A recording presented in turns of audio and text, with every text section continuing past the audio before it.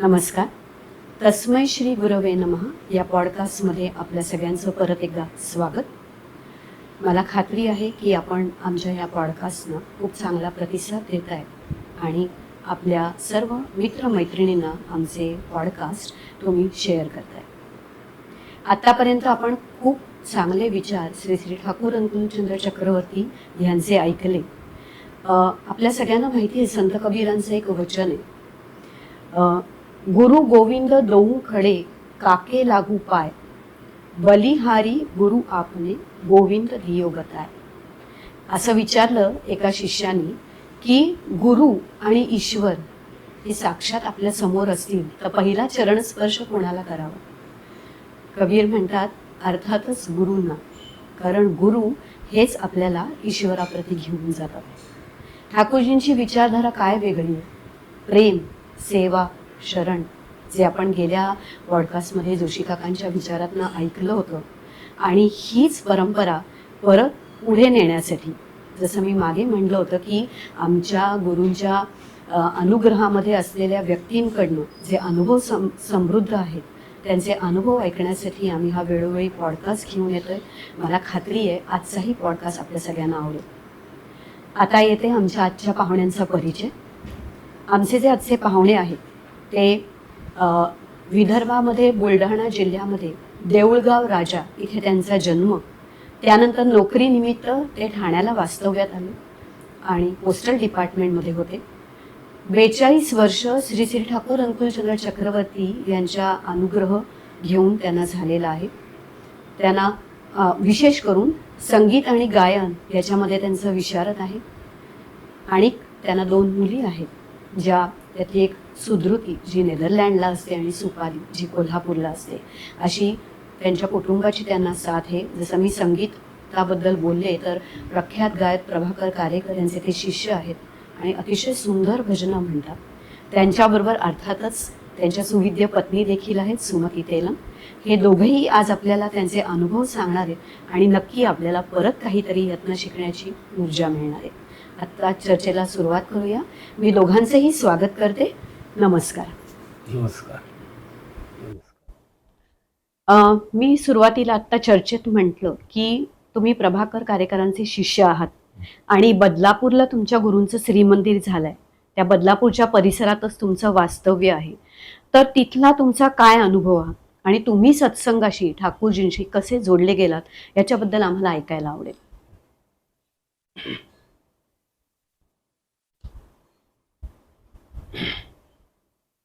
Post ऑफिसमध्ये service करत असताना तारेचं ट्रेनिंग माझं पुण्याला झालं 1977 मध्ये. आणि 77 मध्येच मला तार ऑफिसमध्ये एका हे ट्रान्सफर होणार होती, म्हणजे माझी बदली होणार होती.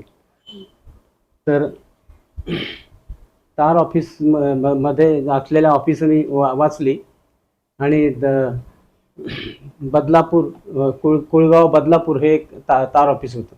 तिथे माझं नुकतंच 1975ला लग्न झालं होतं. त्यामुळे मला माझ्याजवळ आई होती, माझ्याबरोबर माझी छोटी बहीण होती.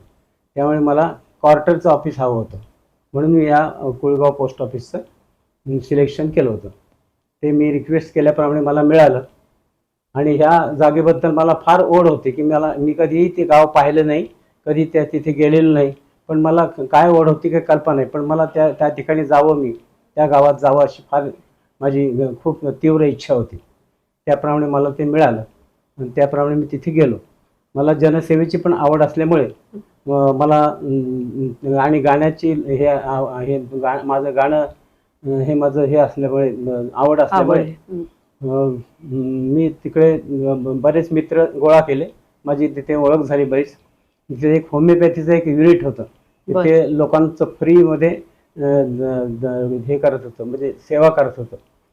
लोकांना फुकट औषध देत होते आणि लोकांना फ्री सगळं चार्ज करत होते, म्हणजे सेवा करत होते. अशा याच्यात युनिटमध्ये एक श्री लोटलीकर म्हणून त्या युनिटचे मुख्य होते. त्यांची माझी ओळख झाली आणि मी मग मलाही काही सेवा करायला मिळावी त्या युनिटमध्ये म्हणून मला होमिओपॅथीचं काही नॉलेज नव्हतं, पण मी तिथे रजिस्ट्रेशनवर काम करायला लागलो आणि तिथे ती सेवा माझी सुरू झाली. तर हे युनिट नेमकं बदलापूरमधील हेंद्रेपाडा या विभागात एका भोईटे बाग म्हणून ठिकाण आहे. बरोबर. त्या ठिकाणी हे युनिट चालत होतं आणि तिथे परमपूज्य श्री श्री ठाकूरान कुलचंद्रजींच्या सत्संगाचं हे केंद्रस्थान होतं. तर ते केंद्र होतं. त्या केंद्रात तिथे त्यांना सेवा करायला संधी मिळाली होती. तर अशी माझी बदलापूरला येण्याची अशी सुरुवात झाली. अशी या गावात मी आलो. पण जनसेवेची आवड त्या बरोबर तुम्हाला अध्यात्माची पण असणार, कारण सर्वसाधारणपणे असं असतं की एखादा कलाकार, गायक असेल किंवा कोणीही, त्याचं भक्ती आणि अध्यात्म या दोघांशी खूप जवळचं नातं असतं. आणि तुम्ही स्वतः एक कलाकार आहात, त्याच्यामुळे नक्कीच सत्संगामध्ये सुद्धा हे तुम्हाला जाणवलं असेल की भक्ती आणि अध्यात्म याची उत्कृष्ट सांगड घालण्याचा जो योग तो मला वाटतं तुम्हाला सत्संगामुळे जास्त मिळाला असावा. तर थोडंफार ह्याही बाबतीत तुम्ही काही सांगू शकलात तर आम्हाला आवडेल. अच्छा, ठीक आहे. संगीताची साधना करताना पंडित प्रभाकर कारेकर ह्यांच्या गाण्याने मी हे झालो, काय म्हणतात त्याला, प्रभावित झालो. आणि त्याप्रमाणे त्यांच्याकडे गाणं शिकण्याचा मी प्रयत्न केला.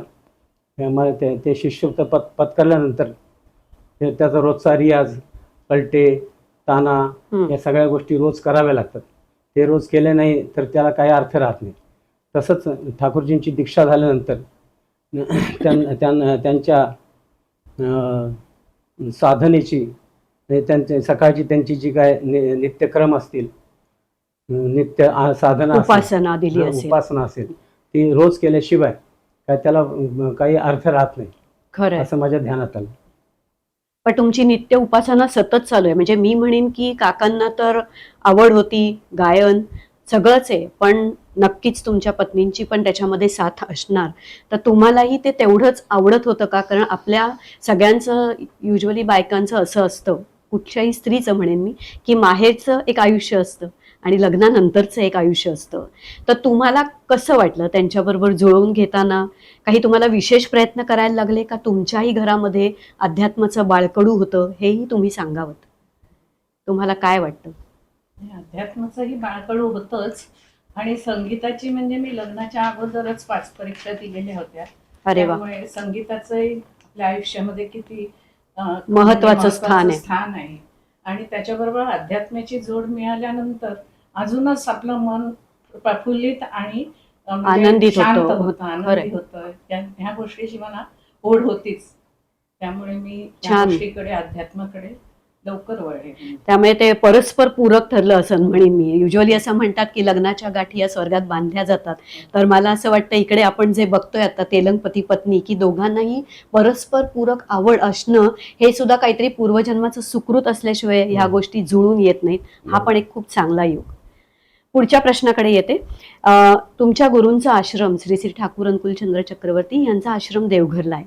तर दीक्षा घेतल्यानंतर जेव्हा तुम्ही पहिल्यांदा देवघरला गेलात तर तिथले अनुभव तुमचे जे असतील ते तुम्ही जरूर सांगावेत, कारण आमचा हा पॉडकास्टच मुळी तुमच्यासारख्या लोकांच्या ज्यांनी खूप वर्ष काम केले, साधना केली, त्यांच्या अनुभवांनी समृद्ध होऊन त्यातनं शिकून आम्हाला प्रेरणा मिळावी यासाठी हा पॉडकास्ट आहे. त्यामुळे तुम्ही जरूर तुमचे अनुभव आता आम्हाला सांगा. ठीक आहे. ठाकूरजींच्या देवघर आश्रमाची मला काहीच कल्पना नव्हती, कारण नुकतंच दीक्षा झाली. बरोबर. हो. माझी दीक्षा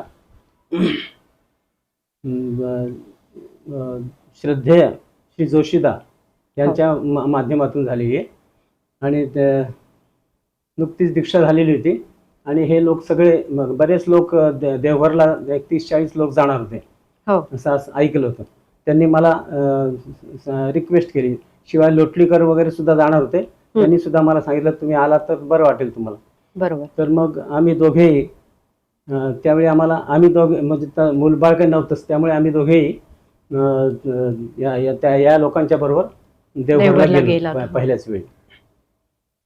आणि मग तिथे तुम्हाला तुमच्या गुरुदेवांचं दर्शन झालं असेल नक्कीच, आणि त्यांनीही तुमच्या आयुष्यामध्ये नक्कीच काहीतरी फरक पडलाच असणार. तर तेवढी तुम्ही अनुभव जरूर सांगावा.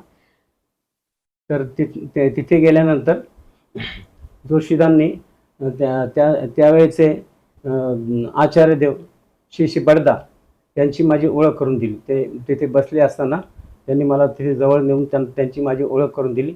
हे थोडं गातात म्हणून सांगितलं त्यांनी, जोशीदांनी. मग ते म्हणाले थोडं गा. तर मी त्यांच्यासमोर एक तोडी रागामधली छोटीशी चीज गाऊन टाकली.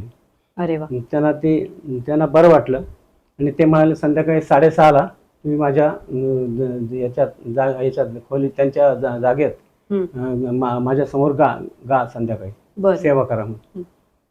असं ठरलं.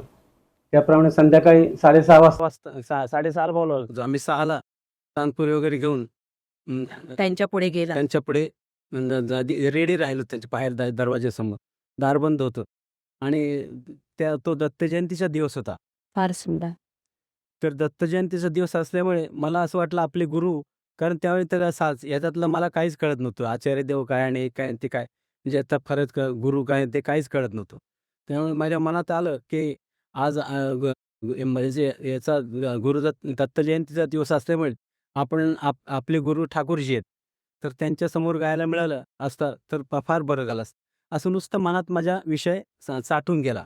म्हणजे असं काही कोणाला बोललो नाही, काय नाही. 6:30ला दरवाजा त्यांच्या पत्नी रंगामा रंगामा ह्यांनी दार उघडलं आणि त्यांनी आम्हाला सांगितलं की आचार्य देवांना जरा बरं वाटत नाही, यांची तब्येत ठीक नाही, तर त्यांनी तुम्हाला काय ते नाथ मंडपामध्ये ठाकूरजींच्या समोर गायन सेवा करायला सांगितल्या. अरे बापरे, मला हा मोठा चमत्कारच वाटला, कारण मी काय बोललो नाही, कोणाला काय बोललो नाही, तरी त्यांनी हे कसं काय त्यांच्यापर्यंत पोहोचलंय असं मला आश्चर्य वाटलं. मग त्याप्रमाणे संध्याकाळी 2:30च्या दरम्यान नाथ मंडपात गाणं सुरू झालं. आणि साथीला आश्रमातले एक भक्त श्री तनुला म्हणून होते, ते हार्मोनियमला साथ करत होते आणि माझे आचार्य देव श्री जोशीदा यांचे चिरंजीव श्री योगेश हे तबल्यावर साथ करणार. त्याप्रमाणे गाणं सुरू झालं. त्याच्यानंतर आचार्य देवांचे चिरंजीव श्री त्यांना बडदादा म्हणतात आता, ते त्यांचं अशोकदा नाव त्यांचं. तर ते आले गाणं ऐकायला बसून आणि त्यांनी गाण्यात मग मला सांगितले ठुमरी गा म्हणून. मग मी जे ठुमरी गायलो. त्याच्यानंतर रंगामा आल्या ऐकायला, त्या बसल्या. जवळजवळ 2 वाजेपर्यंत कार्यक्रम चालू झाला, चालू होता.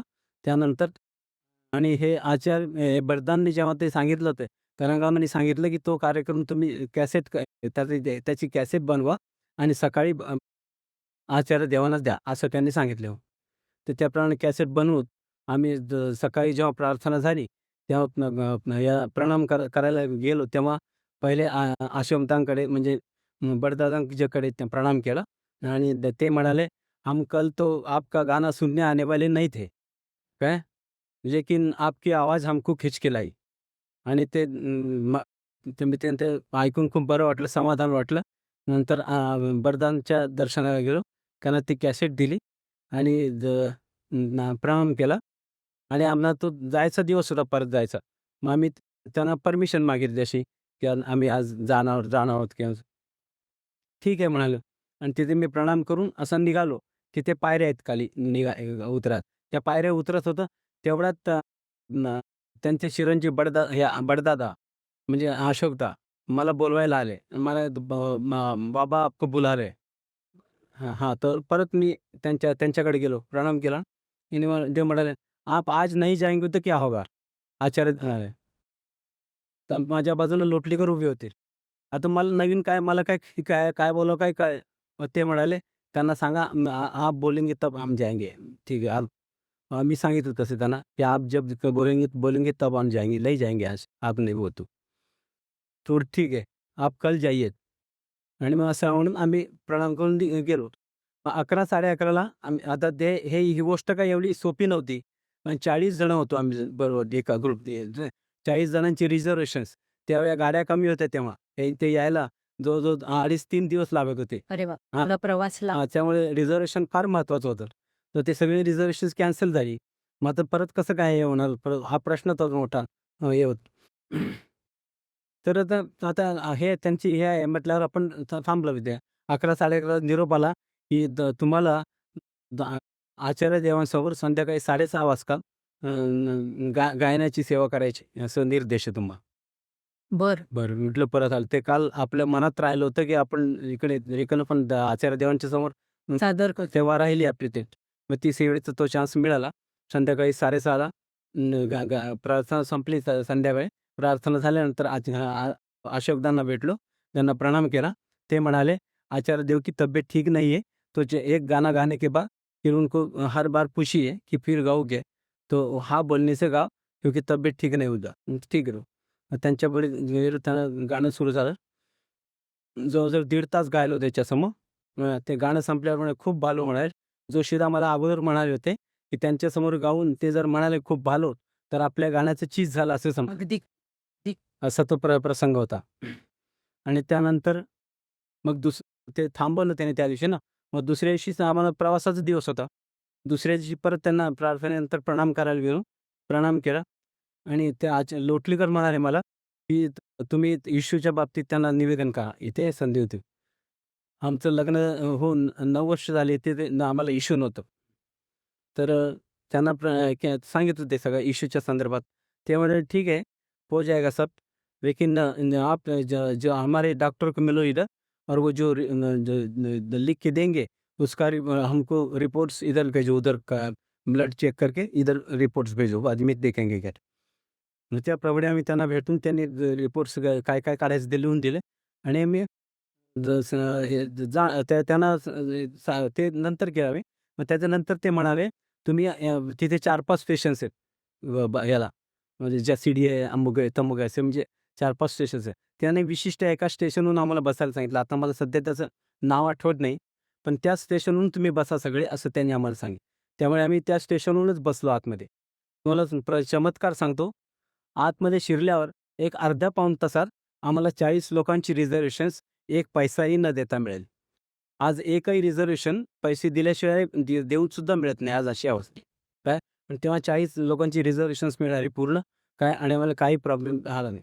आणि आम्ही पेपर वाचला तेव्हा लक्षात आलं, की काल ज्या गाडीने आम्ही जाणार होतो, त्या गाडीचा ॲक्सिडेंट झाला होता. त्यामुळे आम्हाला तिथे त्यांनी थांबून त्या संकटातून वाचवलं. काय? आणि असे ते रिझर्व्हेशनसुद्धा आम्हाला मिळाले. आमचे प्रवासही आमचा सुकर केला. हा माझा फार मोठा पहिला अनुभव तुमच्याशी. खूपच मोठा आहे. मला असं वाटतं म्हणजे पहिल्याच वेळेला आपण म्हणतो, की आतापर्यंत आम्ही जेव्हा चर्चा करायचो तेव्हा असं ऐकिवत यायचं, की बंगाली गुरु आहेत. अनुभव काय? तिथे का जाताय? पण मी म्हणीन, की गुरुला आणि श्रद्धेला आणि भक्तीला भाषा हे माध्यमाची गरज नसते. गरज असते श्रद्धा आणि विश्वास. जे आत्ता तुम्ही बघताय, तेलंग काकांनी जे आत्ता आपल्याला सांगितलं, की गुरूंनी आज्ञा दिली की नाही जायचं, ते थांबले. का? कलेचं का कोणतंही कारण असेल ना, त्यांना गुरुकृपेने त्यांना थांबवलं गेलं. एका मोठ्या रेल्वे ॲक्सिडेंटमधनं वाचवलं गेलं. हे गुरुकृपेशिवाय साध्य होऊच शकत नाही. त्याच्यामुळे मला असं वाटतं आणि ह्यांच्याकडे अजून पण खूप अनुभव आहेत. जसं की मला काकूंचा पण अनुभव नक्कीच ऐकायचा आहे. त्यांनी त्यांचे एक विचार आपल्याबरोबर घेऊन आलेले आहेत. ते आपण नक्की ऐकूया. पण तत्पूर्वी मला असं वाटतं की बोल. आणि त्यानंतर आम्ही इकडे परत आलो, तेव्हा आमच्या होमिओपॅथी ग्रुपमध्ये एक जाधव म्हणून गृहस्थ काम करतो. बर. त्याला मी हे दाखवलं. तो मुलुंड हॉस्पिटलमध्ये सर्व्हिस करायचा. हे सगळे असे रिपोर्ट्स काढायला सांगितले अमुक-तमुक त्यांना दाखवून. तो म्हणाला, "हे सगळे रिपोर्ट्स तुम्हाला बाहेर काढायला खूप खर्च येईल. की तुम्ही माझ्या मुलुंड हॉस्पिटलला या, तिथे 10 रुपयात काम होईल तुमचं. बाकी मी सगळं बघतो" म्हणा. मग तिथे आम्ही गेलो. त्याचं पूर्ण त्याचे रिपोर्ट्स वगैरे काढून तर ते एका विशिष्ट गायनिक डॉक्टरांच्या थ्रू येत होते रिपोर्ट्स. नंतर मिळत होते आपल्याला. तर तिथे डॉक्टर खरे म्हणून एक डॉक्टर होते. तर त्यांनी जाधवांना विचारलं, "या कोण आहेत तुमच्या?" तर ते म्हणाले, "आमच्या मित्राची पत्नी आहे." तर ह्या केसमध्ये मला इंटरेस्ट आहे म्हणाला. त्यांना माझ्याकडे 3 महिने तुम्ही ट्रीटमेंट घ्यायला सांगा. बर. असं. छान. तर मग त्याप्रमाणे आम्ही त्यांच्याकडे ट्रीटमेंट चालू केली. बदलापूरहून यायला लागायचं. जिथे मुलुंडात त्या गाड्यांचं गर्दी-बिर्दी काय विचारू नका. तसं परत पोस्टाची सर्व्हिस ते सगळं म्हणजे अशी ओढाताण व्हायची खूप. पण ते केलं तिथे आलो आम्ही. त्याच्यानंतर काही दिवसांनी तिची पाळी अशी चुकली आणि त्यामुळे त्यांना सांगितलं की असं असं. तर ते म्हणाले प्रेग्नन्सी टेस्ट करा. तर ती प्रेग्नन्सी टेस्ट तिथे केली. ती नील आली, म्हणजे रिपोर्ट नील आला. नील आला, त्यांनी इंजेक्शन दिलं पाळी येण्यासाठी. तर पण तरी पिरियड येईना. मग परत त्यांना सांगितलं असं असं. मग ते म्हणाले माझ्या ह्या मुलुंड हॉस्पिटलमध्ये ज्याचं म्युन्सिपाल्टीचं हॉस्पिटल आहे. ह्या हॉस्पिटलच्या याच्यावर काय म्हणतात त्याला, पॅथॉलॉजीच म्हणतात का? हो, बरोबर. हां, त्याच्यावर माझा काही विश्वास नाही. त्यामुळे तुम्ही ₹50 तुम्हाला खर्च येईल, पण मी सांगतो त्या ठिकाणी तुम्ही प्रेग्नन्सी टेस्ट करा. हां, तर त्यांनी त्या ठाण्यामधील मल्हार टॉकीजजवळ एक वैद्य म्हणून यांची पॅथॉलॉजी आहे. त्या पॅथॉलॉजीमध्ये आम्हाला टेस्ट करायला सांगितलं आणि मी त्याप्रमाणे तसं टेस्ट करून आणलं. तिथे रिपोर्ट पॉझिटिव्ह निघाला. बर. आणि मग त्यांना सांगितलं, त्यांनी अभिनंदन केलं आमचं आणि म्हणाले आता ह्या इंजेक्शनमध्ये 15 दिवस ह्याची वाढ खुंटलेली आहे, पण ते मी ट्रीटमेंट वगैरे देऊन ते नॉर्मलला आणीन मी, तुम्ही त्याची काही काळजी घेऊन. पण माझ्याकडे तुम्हाला व्यवस्थित ट्रीटमेंटला यायला लागेल. त्याप्रमाणे आम्ही येत होतो. त्यावेळी MDचा अभ्यास चालू होता त्यांचा. ते रजेवर होते, पण आमच्यासाठी ते मुद्दाम येऊन हॉस्पिटलमध्ये येऊन आम्हाला ट्रीटमेंट द्यायचे किंवा आम्हाला सर्व्हिस द्यायची असं. ही ठाकूरजी यांची कृपा कशी आचार्य यांची किंवा म्हणजे याच्याशिवाय कामं होत नाही, त्याच्याशिवाय होत नाही का? खरं. अशी चांगली माणसं मिळणं फार कठीण. अगदी अगदी खरं. त्याप्रमाणे ते चालू झालं तसं. मग त्याच्यानंतर हे पूर्ण झाला, पिरियड पूर्ण झाला आणि ते म्हणाले तुम्हाला हे काय म्हणतात त्याला, प्रेग्नन्सी आपलं हे सॉरी डिलिव्हरी इथेच करायला लागेल, मुलुंडलाच करायला लागेल. अरे बापरे! म्हटलं मुलुंडला करायची म्हणजे राहायचं मला याला तुम्हाला काही सोय नसेल कुठे तर हॉस्पिटलमध्ये मी ॲडमिट करून घेतो म्हणाले. तर ही म्हणे हॉस्पिटलमध्ये सगळीकडे वास येतो, मला अमुक होतं तमुक होतं. प्रेग्नन्सीमध्ये हा सगळा प्रकार असतो, ते म्हणे आपल्याला त्याला काय बोलतात ह्या केसेसमध्ये. त्यामुळे मग दुसरा पर्याय शोधायला लागला. माझे म्हणजे ऋतिकदादा श्रद्धेय जोशीदा हे बँकेमध्ये एजंट हे होते, मॅनेजर होते. तेव्हा मुलुंड ब्रँचला त्यांनी माझं गाण्याचा प्रोग्राम ठेवला होता. त्यामुळे मग त्यांना विचारून आपण काहीतरी तिथे कुठे मिळते का जागा, तर सोय होते का भाड्याची वगैरेचं. म्हणून मी एक दिवस त्यांच्याकडे गेलो. तर पण ते भेटले नाही मला, म्हणजे नव्हते ते, त्यांची भेट झाली नाही. मग त्याच वेळी माझ्या घरी माझ्या ऑफिसमधला एक हे व्यक्ती आली घरी माझ्या आणि त्यांना रजेचा अर्ज त्या ऑफिसमध्ये द्यायचा होता म्हणून ते देण्यासाठी आले होते. तर की म्हणे ते घरी नाहीत. तर म्हणे कुठे गेले? म्हणे मुलुंडला गेले. मग तो म्हणे मुलुंडला कशाला गेले? तर ते म्हणाले असं असं आमची डिलिव्हरी तिथे करायची, त्यापर्यंत आम्हाला सहीची काही जागेची सोय होते काय बरं. मग ते म्हणाले माझे सासरे राहतात मुलुंडला आणि ते आज बदलापूरला आलेले आहेत. तर रात्री तुम्ही दोघेही या त्यांच्याकडे, मी तुम्हाला त्यांची भेट करून देतो, ओळख करून देतो. त्याची काय काय होते का तुमची सोय बघा. मग आम्ही रात्री जेवण झाले की त्यांच्याकडे 8-8:30ला गेलो. ते 65-70 वर्षाचे गृहस्थ होते आणि त्यांची मुलगी याची त्या मिसेस होती म्हणजे. बरं बरं. हां, त्यामुळे ते आणि परत याचे RSSचे कार्यकर्ते होते ते. एकटेच होते तिथे. तर ते राहत असते तिथे. तर ते म्हणाले, "हरकत नाही, माझी मोठी मुलगी आहे असं समजून मी तिचं सगळं करीन. या तुम्ही बिनधास्त, काही काळजी करू नका." त्यामुळे ते एक काम तिथे झालं. तर मी तेच म्हणते. फार मोठा हे होता हा होता म्हणजे प्रॉब्लेम होता हा खरा. त्यावेळी आमची परिस्थिती पण अशी नाजूक होती. पोस्टामध्ये सर्व्हिस होती मी. म्हणजे सगळा आनंदच होता. त्या सगळ्या ह्याच्यात तुम्हाला अनुभव मिळाला. मला असं वाटतंय की आपल्या ह्यांच्याकडे ऐकण्यासारखं खूप आहे, हे तुम्हाला समजतच असेल आणि ह्यांच्याकडनं आपल्याला अजून ऐकायचं आहे. पण गुरुवरचा श्रद्धा असणं आणि गुरुकृपेची प्रचिती येणं, याच्यासाठी त्यांचीही जी काही उपासना असेल त्यांनी केलेली, त्याच्याशिवाय प्रचिती येत नाही. आणि सुंदर कन्यारत्न त्यांना 2 प्राप्त झालीत. ते आता खूप तो वारसा तेलंग काकांचा त्या दोघीजणी खूप समर्थपणे पुढे नेत आहेत. तर मला असं वाटतं आपण आजच्या पॉडकास्टमध्ये इथे थांबूया. परत पुढच्या पॉडकास्टमध्ये आम्हाला तुम्हाला बोलवायला नक्की आवडेल. तुमच्याकडनं खूप काही ऐकायचं आहे. पण श्रोतेहो, मला असं वाटतंय की आपण जसं सतत प्रत्येक पॉडकास्टमध्ये सांगतोय की गुरुवचनांवर श्रद्धा जसं म्हणतात की भक्त कसा व्हावा हनुमंतासारखा, श्रद्धा त्याच्यात सारखी, तंतोतंत पालन हनुमंतासारखं. हे आपल्याला जमणार आहे का? जमेल का नाही? विश्वास आपल्यावर पाहिजे. आज आपण इथे थांबूया. परत पुढच्या पॉडकास्टमध्ये आपण त्यांच्याशी जरूर चर्चा करणार आहोत. हा पॉडकास्ट असाच आपण पुढे नेऊ आणि परत भेटू पेलक काकांबरोबर पुढच्या भागामध्ये. तोपर्यंत धन्यवाद. नमस्कार.